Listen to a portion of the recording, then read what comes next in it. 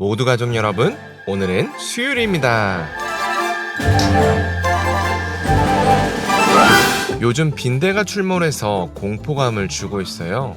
그래서 요즘 외출하기가 무섭죠. 빈대가 어디서 묻어와서 집에 퍼질지 모르기 때문이에요. 뉴스를 보면 지하철 의자에서도 나왔다고 하고 숙박업소에서 나왔다고도 하고 강남의 좋은 찜질방에서도 나왔다고 해요. 이처럼 불확실한 미래는 우리를 두렵게 만들죠. 우리는 이런 문제를 어떻게 다뤄야 할까요? 이 질문에 대한 답이 바로 오늘 본문에 있어요. 그래서 오늘 묵상을 잘 들어보시면 불확실한 것을 확실한 것으로 바꾸는 방법을 아실 수 있을 거예요. 그러면 오늘도 묵상에 잘 참여해 주시고요. 꼭 댓글로 무엇을 느꼈는지를 나눠주세요. 그리고 이 묵상을 나눴으면 하는 사람에게 공유해 주시고요. 오늘도 좋아요와 구독 잊지 말아주세요. 아셨죠? 그러면 오늘 본문인 사무엘하 13장 두 번째 파트 듣고 올게요. 제13장. 만 2년 후에 에브라임 곁 바알 하솔에서 압살롬이 양털을 깎는 일이 있음에 압살롬이 왕의 모든 아들을 청하고 압살롬이 왕께 나아가 말하되, 이제 종에게 양털 깎는 일이 있사오니 청하건대 왕은 신하들을 데리시고 당신의 종과 함께 가사이다.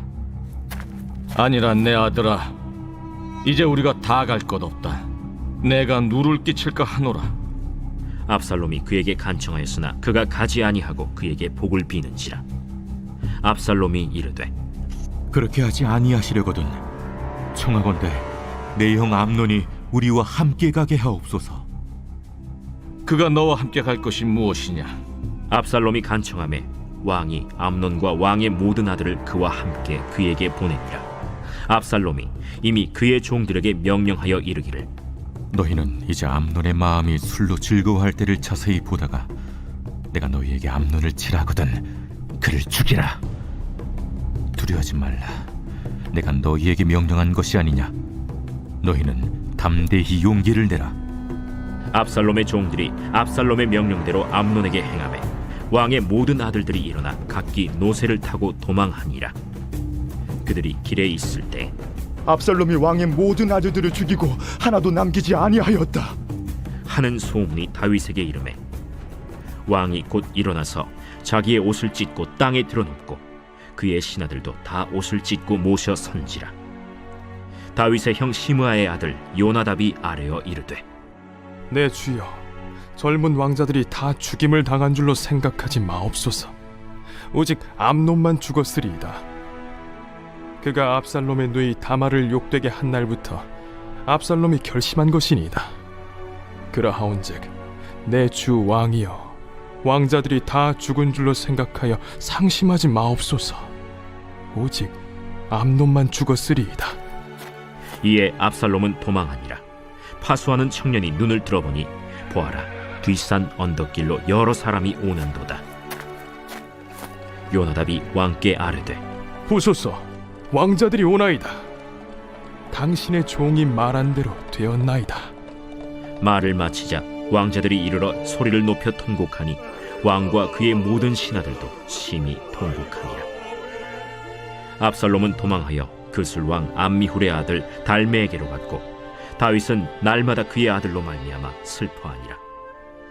압살롬이 도망하여 그술로 가서 거기에 산지 3년이라.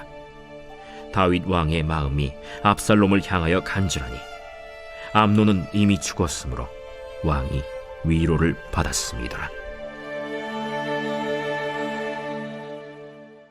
다윗의 장자 암논이 다말을 겁탈한 후 2년이 흘렀습니다. 압살롬은 2년간 치밀하게 암논을 죽일 계획을 세웠습니다. 드디어 결전의 날인 양털 깎을 때가 됐습니다. 당시 양털 깎을 때는 일종의 잔칫날이었습니다. 그래서 친척과 이웃을 초청해서 잔치를 베풀었습니다. 그래서 압살롬은 이때 암논을 초청해서 죽일 계획을 세웠습니다. 그러나 암논만 데려가면 의심을 살 수밖에 없었습니다. 그래서 압살롬은 암논을 데려갈 명분을 만들어야 했습니다. 그래서 선택한 게 다윗이었습니다. 압살롬은 다윗의 성품을 잘 알았습니다. 그래서 다윗이 거절할 것도 알았습니다. 그래서 다윗에게 형식적으로 참석을 간청합니다.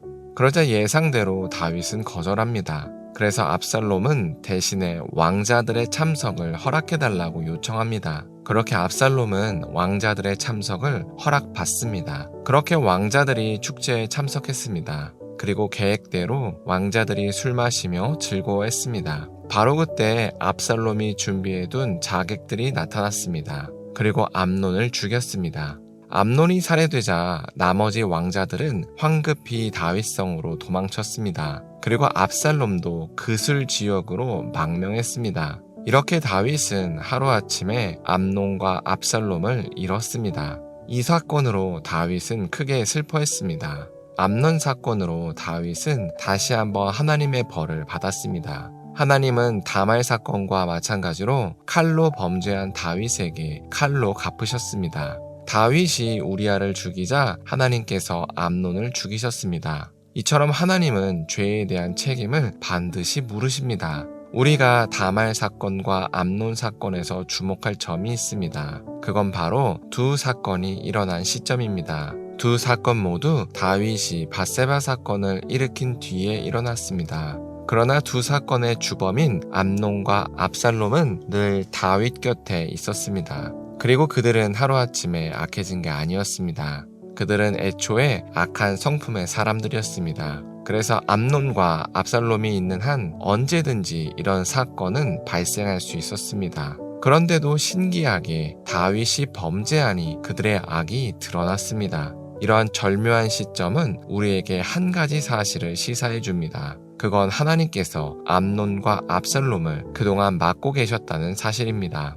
이처럼 하나님은 하나님의 뜻대로 악을 억제하기도 하시고 풀어놓기도 하십니다. 그래서 우리가 하나님께 신실히 붙어 있으면 우리는 하나님의 뜻대로 안전합니다. 그러나 우리가 하나님과 멀어지면 우리는 하나님의 뜻대로 위험합니다. 그래서 우리는 빈대든 질병이든 그 어떤 불확실한 환난이든 두려워할 필요가 없습니다. 왜냐하면 모든 것이 다 하나님의 뜻 가운데 있기 때문입니다. 그래서 우리가 오늘 하루를 살 때 하나님의 뜻을 믿었으면 좋겠습니다. 우리의 안전을 보장하는 가장 좋은 방법은 돈도 아니고 보험도 아니고 하나님입니다. 그래서 우리가 하나님께 붙어 있으면 안전하고 하나님과 떨어져 있으면 위험하다는 사실을 기억하셨으면 좋겠습니다.